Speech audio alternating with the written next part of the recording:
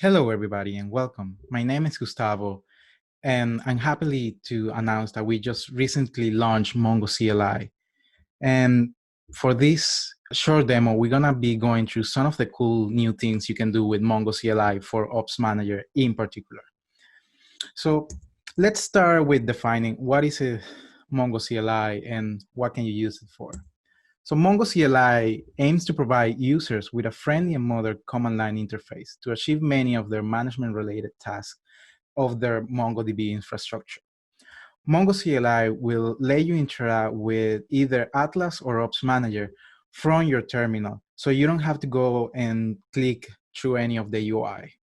Just one-line commands you can save, modify, and reuse to automate many of your infrastructure tasks. And in particular, today we're going to be talking about Ops Manager and the things you can do. So that's MongoCLI in theory. So what are we going to do today in particular?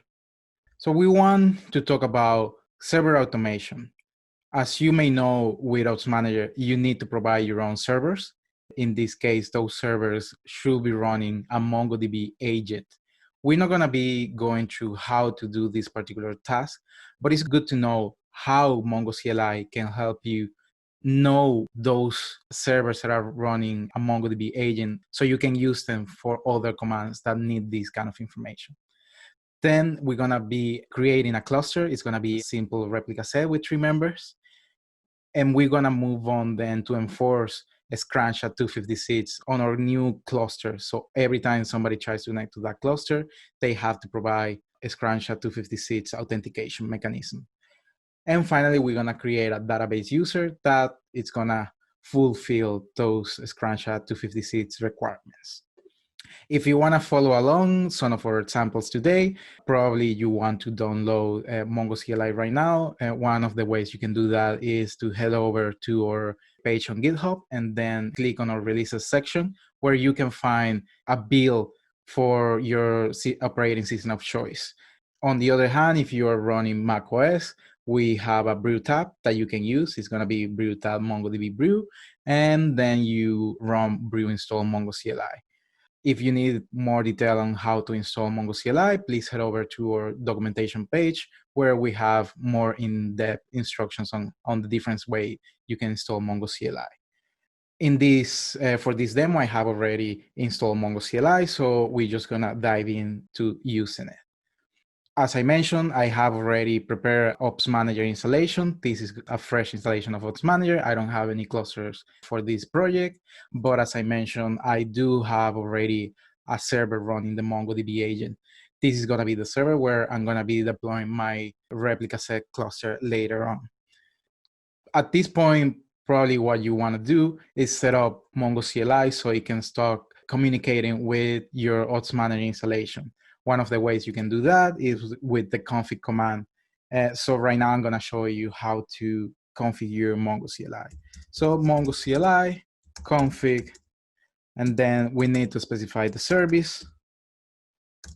In this case, it's going to be Ops Manager. And then the CLI is going to guide us through all the information required to set up your MongoCLI to connect to Ops Manager. The first thing you want to get is your base URL of Ops Manager. In this case, let's just get it from our address bar. Just get it here. Next, you're going to need to provide some API keys. If you follow the help, we're going to give you a link to how to do this, but I'm going to show you right now one of the ways you can get API keys. So you head over to the project access. You then click on API keys. Let's create a new one. This is going to be my public API key. Then you need a private API key. For that, we need to follow along on the UI. Let's CLI. Then I'm going to give myself project owner because I want to have full access for all the features, but you probably want to control this in a better way. So let's head over to create an API key. Once we click OK, we are faced with our private API key. Keep it in a safe place and not share it with anybody. Let's add a whitelist entry. because some of the commands we're going to be using today are going to require to be whitelisted in our API. So let's copy this, and here we're done. Private API key. The next thing, we have to provide a project ID. In this case, it's totally optional for you to provide for convenience, as many of our commands are scoped to a particular project. So if you don't define a default project, every time you run a command, you're going to have to provide the project flag with the ID of the project you want to be working with. So we have this convenience of defining a default project ID. We can get that from the URL as well. Let's get it here. Yeah, this is just a default. If you work with multiple projects, you don't have to provide it, and you just have to specify it for each command. And at the same time, if you specify it directly on a command, that's gonna take precedence over any default you may have in your configuration settings. Now that we have done all this API and URL configuration, one quick way of testing MongoCLI is to just do a list of projects. Let's try a quick connection. MongoCLI, I am projects list. This kind of a quick test to see if that API is working and if I have connection to Ops Manager. As you can see, I'm just listing the projects that I have access with that API key, which should match the same project I have here. So it's project 0, and project 0 is here as well. So it's all working perfectly fine. Let's go back to deployments here. As we mentioned before, we have set up MongoCLI. We want to deploy a cluster. So how do you know what servers are available to you if you are on the CLI and you don't have access to the UI straight away? So the thing you want to be running is MongoCLI, Ops Manager, servers, list. This is going to return a list of available servers that are running the MongoDB agent. And the most important thing you want to take notice right now is this host name. You're going to need this host name for telling MongoCLI where do you want to deploy your MongoDB process. So how do we do that deployment? In Ops Manager, you have great control of how your process may look like, since you can define things as your database path or your log path, ports, and the host that it's going to be running that process. So the way we have defined it right now is with a configuration file. I have created a configuration file beforehand. In this case, let's take a look at our configuration file. This I call it cluster demo. I think I need to change the IPs because I think this is from an old example. Let's take a look.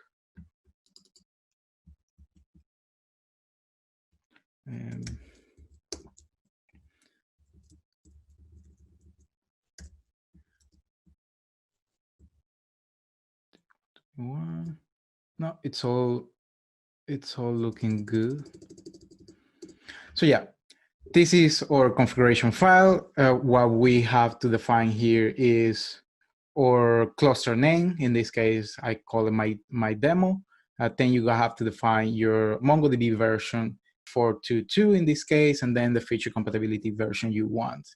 After that, you're gonna have a list of process, quite standard configuration of any MongoDB process. You have to specify the host name, the DB path, the log path, and then priority votes and port that process is gonna be using. As I mentioned before, this is a simple replica set with 3 members.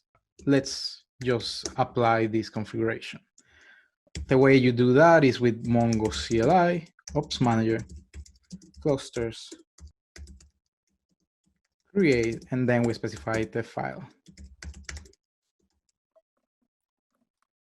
Things happen asynchronously. So the way you can check that things are being deployed is that you can just head over to the URL you see there, which will bring you to the UI, or you can use MongoCLI watch command, MongoCLI Ops Manager automation. What the automation watch is going to do is that it's going to keep polling the automation status of your project until it has reached a goal state, in which case it's going to say that changes have been deployed successfully. In this case, Ops Manager was quicker deploying those servers than we were typing the command. So let's just head over to the UI to make sure that everything is working. I refresh the page, and as you can see, that's my demo with the specifics that we defined. We wanted 3 replica sets, we wanted 422, and we have it there. A configuration file that you can store, save as a even version controller in a way, can use it as a template for different configurations. It's, again, just a convenience way of you automating your deployment tasks and maybe defining some infrastructure as a code of your different deployments. Now that we have some clusters in there, it's always a good idea to enforce some level of security. So let's do that with the CLI. For that, I'm going to use a security command, mongocli ops manager security, and then enable. What I want right now is to enable the scratch at 256 mechanism for all my deployments.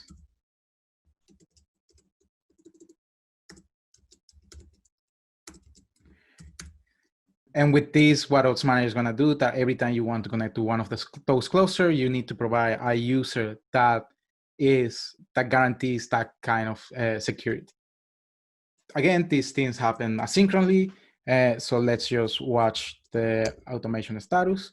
In this case, it may take a couple more seconds. Let's, as you can see in this case, we see some progress bar for deployment changing. And either way, we can head over to the UI as well and see that we get the same kind of deployments are happening. Let's give it a couple seconds. And we have done it successfully. Let's head over to the UI. We have the kind of send of message.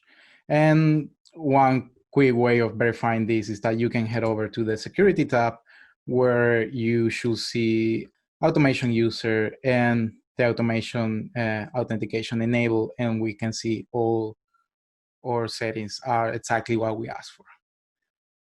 One quick command, not clicking through the UI and having to figure out what's the actual option you want. So we have enforced our authentication mechanism. So what we want to do now is create some user that match that kind of authentication. To do that, we just do mongocli ops manager db users create. And the next thing you can do, if you, like me, have a short-term memory problem, I don't remember all the flags, so you can always --help any command to get a full list of all the options. And so we want mongocli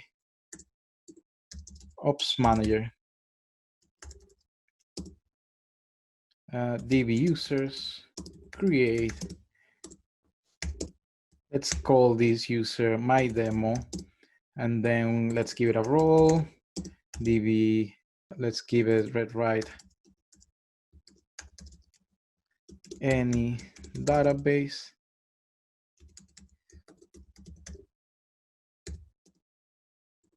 Admin, and then we can specify a mechanism. This mechanism should match the mechanisms you have enforced with the security command.